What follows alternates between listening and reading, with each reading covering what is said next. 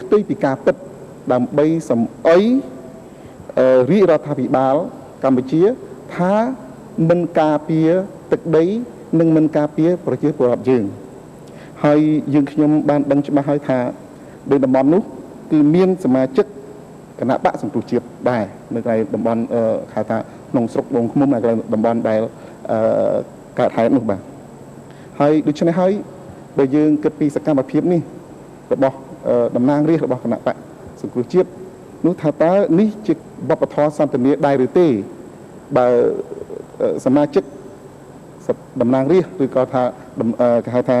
តំណាងរាស្ត្ររបស់គណៈបកសង្គ្រោះជាតិខ្លះនោះបានដើរញុះញង់ឲ្យសមាជិកខ្លួនដើរញុះញង់ដល់សមាជិកខ្លួននៅទីនេះនៅទីនោះដើម្បីធ្វើការវាយប្រហារមកលើហៅថាស្ថាប័ននានារបស់រាជរដ្ឋាភិបាលនោះបាទ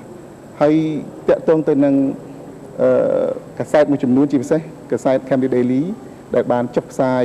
ในការលើកឡើងថាស្នងការនគរបាលខេត្តត្បូងឃ្មុំបានលើកឡើងនោះខ្ញុំសូមបញ្ជាក់ថាថ្ងៃនេះ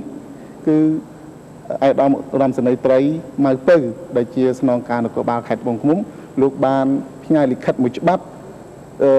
បដិសេធអំពីការចុះផ្សាយរបស់ Camry Daily គឺផ្ញើទៅកាន់កាសែត Camry Daily វិញដើម្បីចុះផ្សាយបដិសេធនៅអ្វីដែល Camry Daily បានចុះផ្សាយការបញ្ជាក់ពាក់ព័ន្ធទៅនឹងករណីដែលថាវៀតណាមបាញ់ថ្នាំទៅលើកសិផលរបស់ប្រជាពលរដ្ឋខ្មែរដែលអាដាមអង្គុយគួងបានបញ្ជាក់ហើយគឺចប់តែប៉ុណ្ណេះហើយមានសភាពការថ្មីនឹងផ្លាយទៀតទូរទស្សន៍ជាតិកម្ពុជានឹងធ្វើការបង្ហាញជាបន្តបន្ទាប់ទៀតតាមរយៈកម្មវិធីលើក្រោយទៀតសូមជម្រាបលាសូមអរគុណ